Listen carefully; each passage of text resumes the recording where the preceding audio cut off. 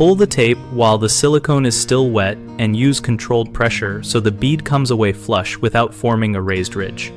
When caulking, start by cutting the nozzle at a shallow angle and apply a steady, consistent bead to avoid overfilling the joint. Tool the joint immediately with a wet fingertip or a rounded tool so excess silicone is worked back into the seam and the profile is smooth.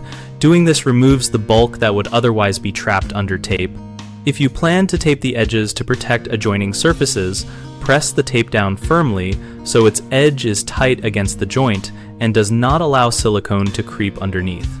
When you finish tooling, keep the silicone visibly tacky rather than skinning over. Silicone skins within minutes in humid conditions, so timing is critical. Pull the tape at a low angle, slowly and steadily, away from the joint rather than upward, which helps avoid lifting material and forming a ridge. If weather or temperature is speeding skin formation, work smaller sections so you can tool and remove tape before the surface sets.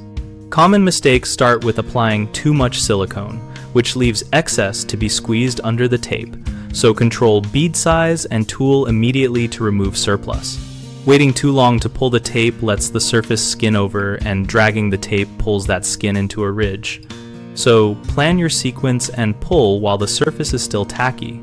Using erratic or jerky motions when pulling tape can start and stop adhesion and create peaks, so pull smooth and at a consistent low angle to maintain an even edge.